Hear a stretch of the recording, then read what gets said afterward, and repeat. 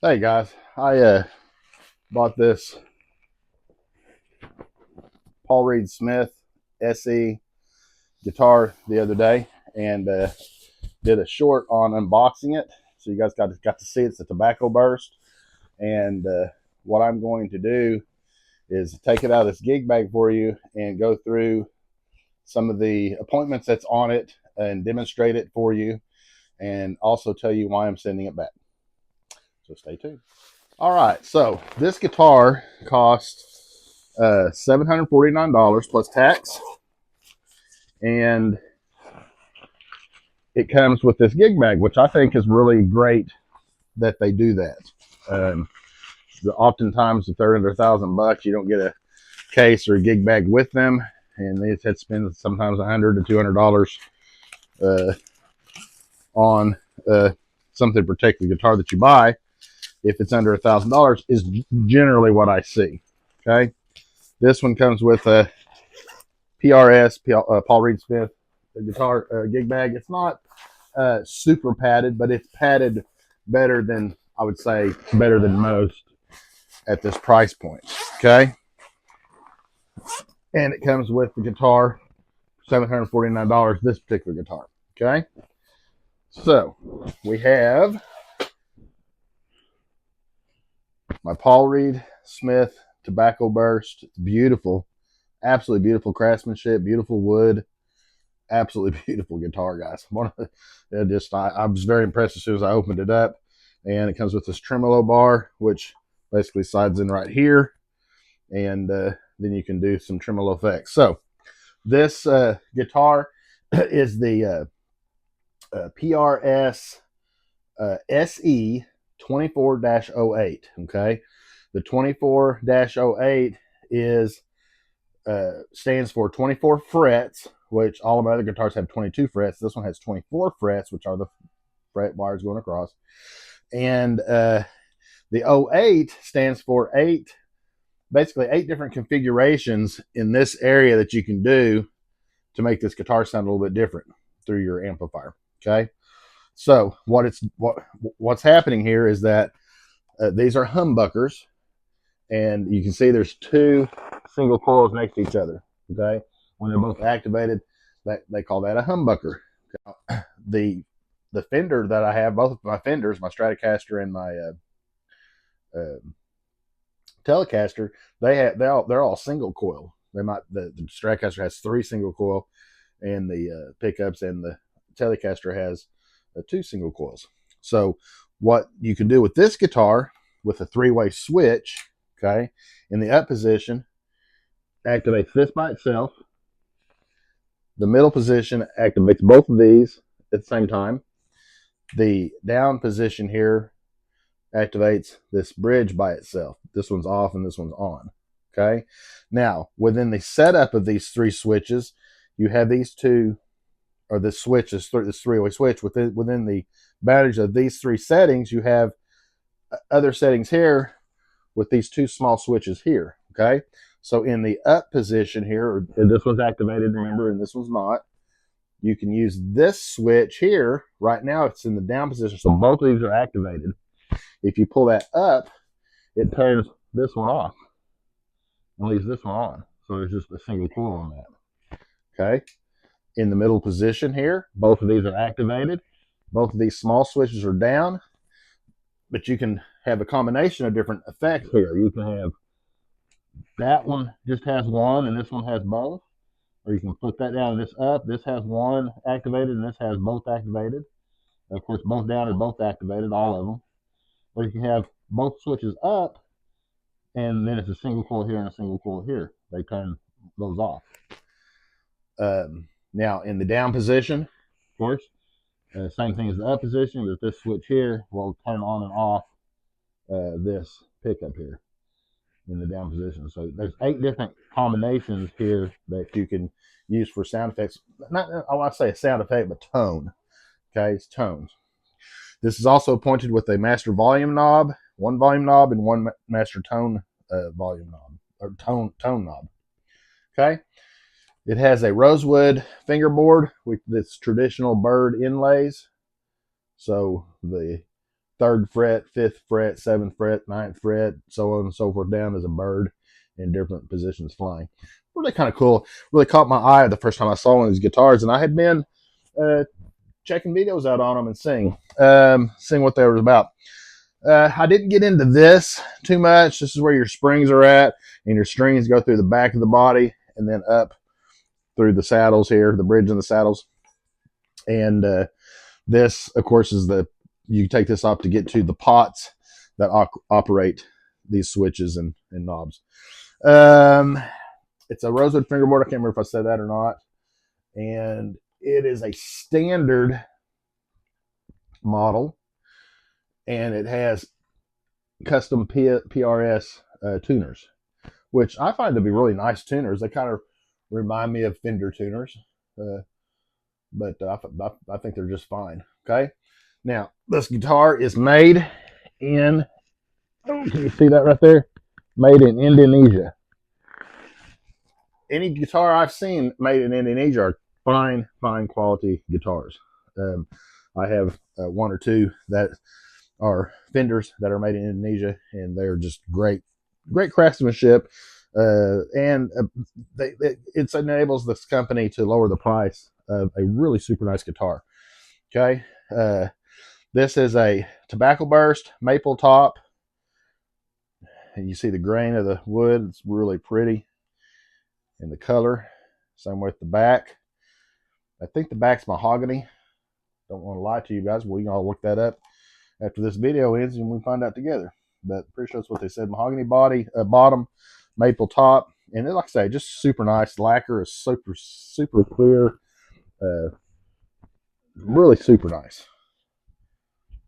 How many times can I say super? Okay, so I've got her tuned up, and we're on the clean channel here on my Boss Katana amplifier.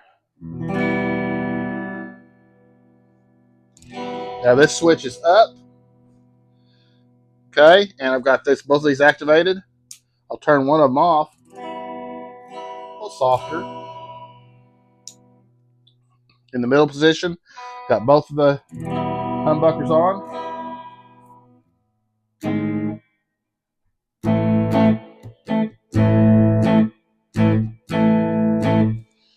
Okay, let's have the top one of the top ones off, and that one, both of these on. And now one of these is off, and both of these are on. Don't hear a whole lot of difference. Both of them singles now. Definitely hear a difference there. Humbuckers again.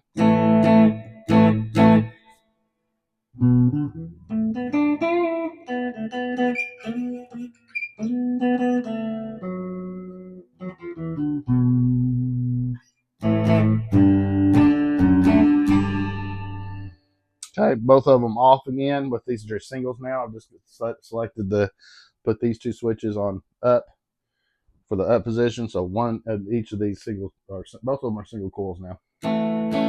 Kind of reminiscent of a Telecaster.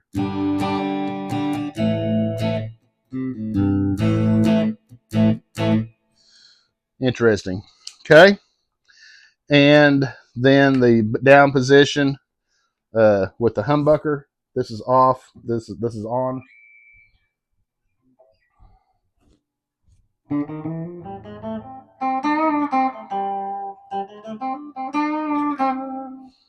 Has a little twangy sound.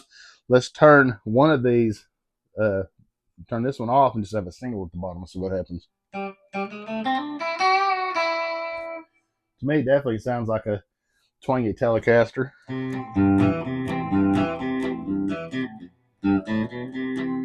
Yeah. So that's the different positions that you can have with this, okay? And then your tremolo bar, that's what that does.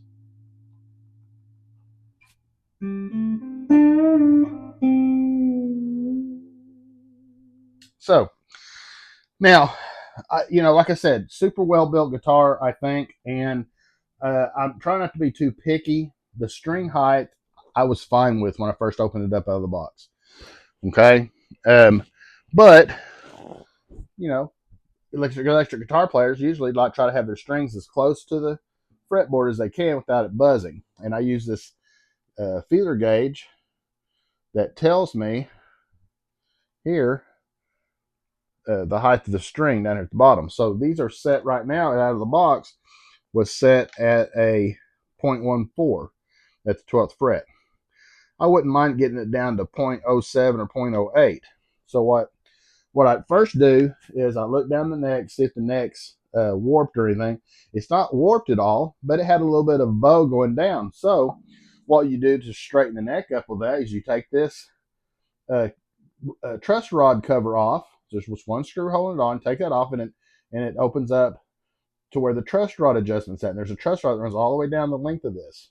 Okay, and you can adjust it, tighten it to straighten out this neck a little bit forwards, or loosen it, and it puts a bow right here, a little bit of a bow, just a natural bow. Now some guitar necks are just naturally straight and they don't need hardly any adjustment. Some have kind of a bow in it. This one had a slight bow, not much at all. Really wasn't even enough to really make me mess with it too much. But I went ahead and so I'll give it a quarter to a half a turn and just straighten that up before I adjust the height of the strings. Well, when I grabbed a hold of it with the socket, it just wouldn't barely turn, so it's pretty tight. I was able to turn it about a quarter of a turn, which did straighten the neck a little bit, but that was as tight as it goes. So the truss rod is adjusted out all the way, really as tight as it can go, and not leaving you any room for much adjustment. Now, this particular neck don't need a whole lot of adjustment. It wasn't really that bad to begin with. So I thought, well, I'm going to go ahead and lower the strings, the action, to get this down to at least a 0.08 if I could. 0.09 would be fine, even a 0.10. But 0.14 is a little high. Okay. Again, the action don't bother me a whole lot, but I'm figuring to myself, well, I might be able to, it won't be so, a lot of space between, smashing the string down and getting to the fret, to the fretboard. Maybe could play a little faster, different things, different runs or whatever. So I thought, well, I'm going to adjust it out. The way you do that is these saddles. Each string is sitting in a saddle, and there's two small set screws, Allen wrench set screws right here and here. And so all you have to do is you loosen your string up, detune it, and turn that counterclockwise to lower the saddle. Each one of these have a saddle again. There's 6 saddles. Okay, and the strings are right in the middle of the saddle.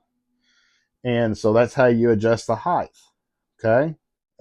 So I go to adjusting this and adjust it all the way down. And when I check with my card again at the 12th fret, it only adjusted down to a 0.13. And so it went from 0.14 to 0.13, and that's all it would give me. So unfortunately, since this is not a bolt-on neck, I can't adjust it here. And so, I had to make the decision. Well, do I want to try for another guitar, or just leave this action, try to get it down to 0.13 at least, and that means pulling all these down to just bottoming these out. And so I opted to send this back and get another one. Now, the story about this goes, I know this video's lasting way too long. The story about that is there were 2 tobacco burst guitars in the entire United States, I guess, at least through Musician's Friend. And I got one of them that was brand new. The other one's sitting in Washington somewhere at a guitar center that's been sitting out on the wall where people can come and go and play it as they want. So, 9 times out of 10, those guitars will have some small scratches on the back, and they still sell them for brand new, which is crap, but they do that. So I checked with my gear advisor from Guitar Center. So, well, what other models? I said, I don't mind spending up to about $1,000 on one of these just as my first PRS guitar. So the next one up from this would be the custom SE, and has the same everything except for the custom has a little bit better wood. It has the flaming maple. Okay, and I'll put a picture up of that right now. Okay, so here's the picture of the guitar I do have on order. It should be here in a couple of days, and I'm going to get this one boxed back up and send it back. There's nothing wrong with this guitar, guys, other than the action's a little bit too high. I'm just going to go for a guitar where I can maybe adjust it a little bit better. but it has exactly the same thing except for the wood's nicer. So say goodbye, and I will catch you guys on the next one. Take care of yourself.